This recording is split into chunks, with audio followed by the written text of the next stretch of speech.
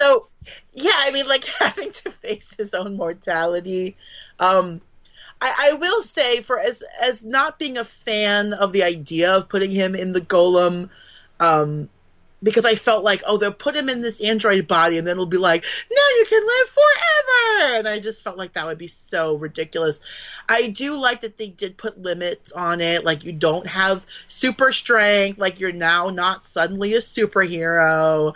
And you will only live about as long as you would have lived without the brain tumor. I'm like, okay, it's not my favorite, but I like that you put limits on it. So, I'm okay with it. I think maybe why it didn't quite bother me, like I said, I didn't want it to happen, but it didn't bother me as much as I thought it would, is because I had listened to that podcast where he was talking about that he wanted, to be himself running up the stairs instead of someone, portraying him to be able to run up the stairs like a younger, faster person. And the fact that that's what Patrick Stewart wanted, like, subconsciously somewhere I knew that he probably wouldn't want to be a super strength, android. He doesn't want all of that stuff. So, right. I was good with that. Yeah, and I think if you look at Picard's character throughout, TNG, the movies, and now the Picard series, I think Picard understood, or not even understood, I think Picard, like many enlightened people of that futuristic time period, are like, life is finite, so it's part of the human experience. And I think there are people today who probably would feel the same way. I mean, certainly I don't think people are running around saying, oh, I hope I die soon, but I think there are perhaps people who have reached a certain age who feel like, you know what, I get it. My life is finite. I've had a long life. I don't want to live another 100 years like this. So I understand it's part of the human experience. And I think that's kind of who Picard is also. Like, I can't see him being happy with being in an android body and living for another, 300 years. Especially when we saw how, in that last episode, how Data, who was like sort of still active, his brain was active, was like, please deactivate me. I don't want to live in this anymore. He wanted that final part of the human experience to have his life end.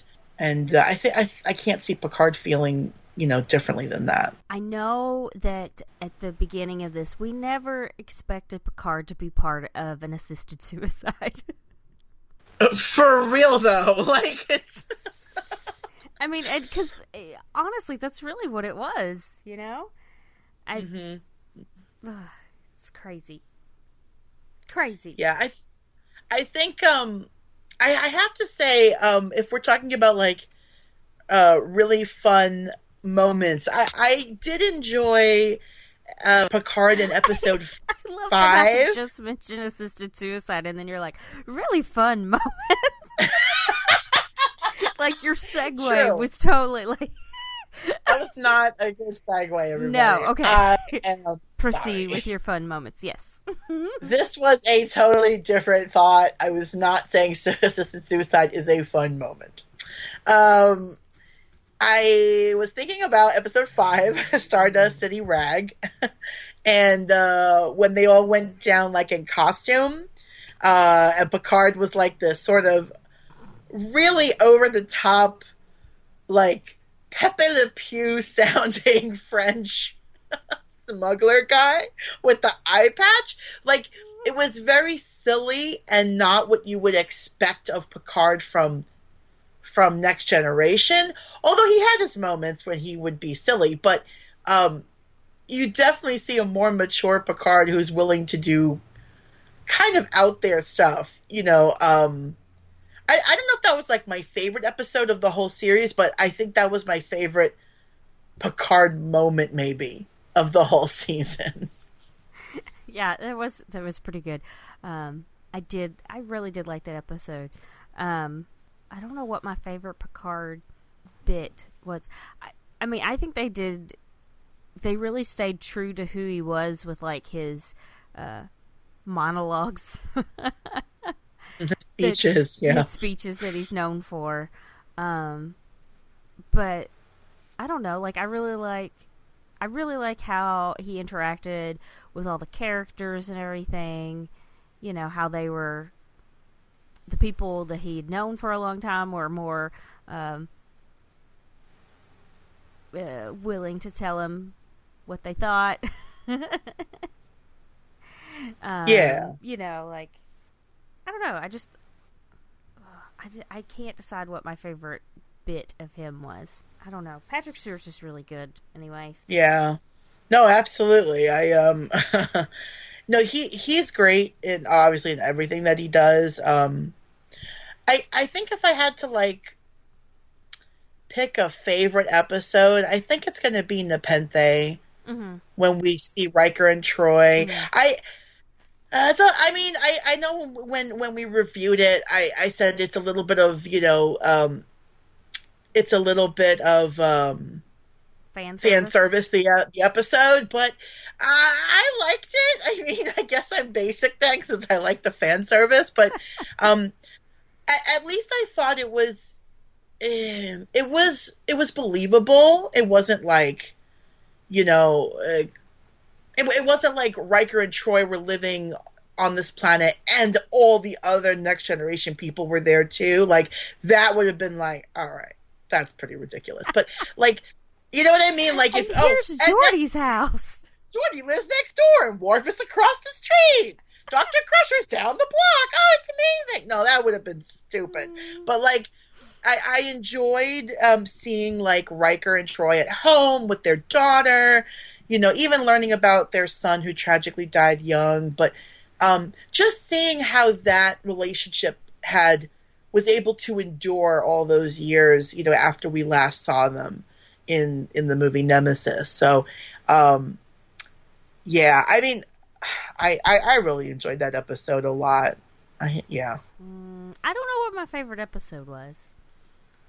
I really liked that one a lot. I liked that it kind of felt a little different, you know, since they were on Nepenthe. And I actually remembered what it was called, even though I know you just said it. It was just, usually I've already forgotten by then. My goldfish brain. You know, I think maybe I do like that. Maybe I like that one a little bit more than other ones. Because besides just like with, you know, Riker and Troy, we also get how he interacted with Soji, how she was like angry and, you know, she was just angry because she found out that she was an android, like, sort of immediately. For sure, when they got there, like, she wasn't sure what was going on, and it's like, oh, hey, guess what? You're a 3-year-old android, or you're an android with 3-year-old memories, or whatever. And, you know, that was interesting, and how she, you know, like, she pushed him and all that stuff, but, like, also seeing them living, like, a quote-unquote regular life, like, yeah, how they didn't, you know, they grew their own food and they used water in the showers and stuff. Like that was really kind of cool and interesting to see. So, you know, and they didn't have to wear face masks and they didn't have to stand 6 feet apart. Oh, I know. Jeez.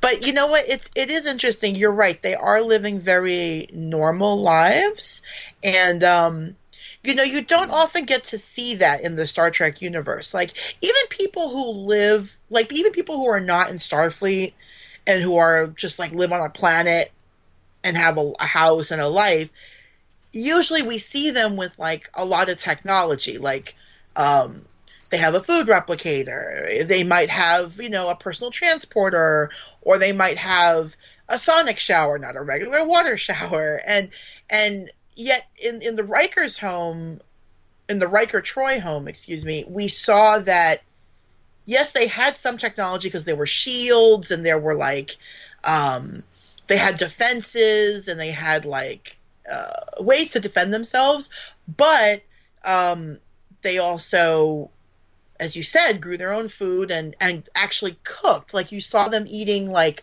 actual animal flesh, which they lived off the land. Yes, they did in a really unique way. Yeah, they had a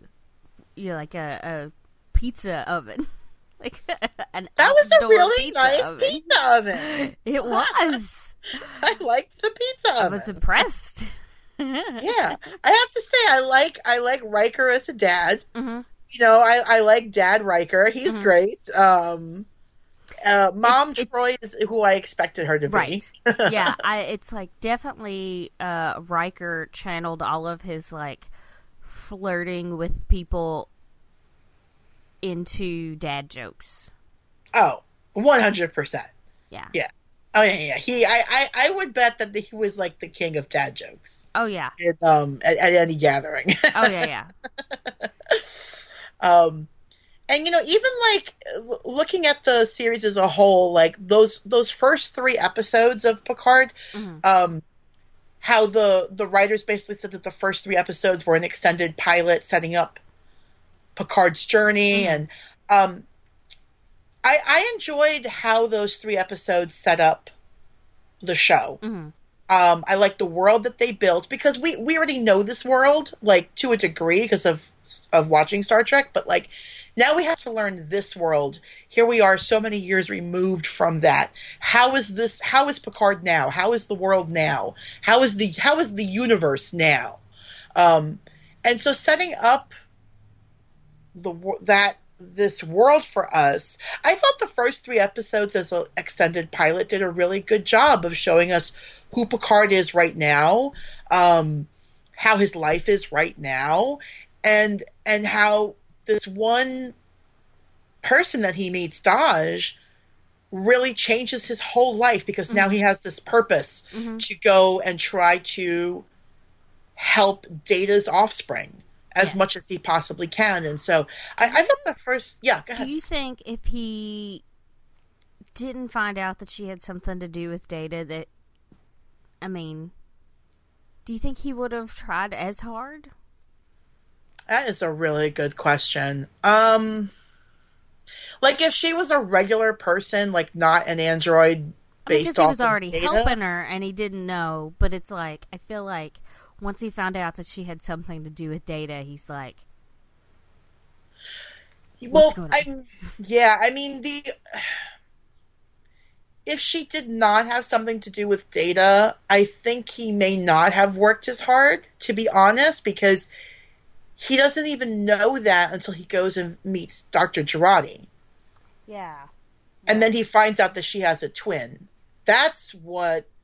Because he thinks he failed Daj.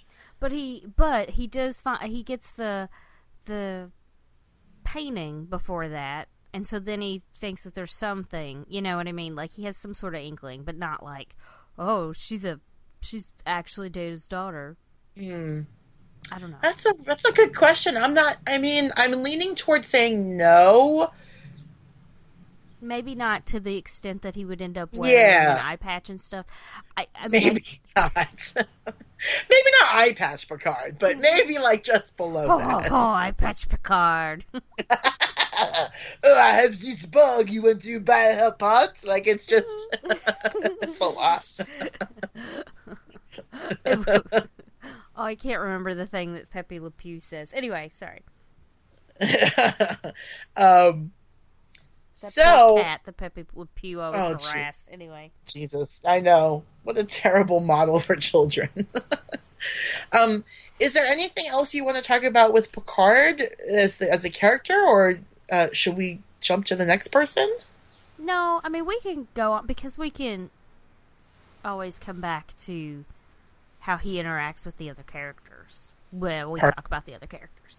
That's cool. That works. Let's talk about Alison Pill playing Agnes Girardi. So here's an interesting thing. I enjoyed her character throughout the show. I enjoyed the double agent stuff that was going on with her, but I've seen a lot of people online and people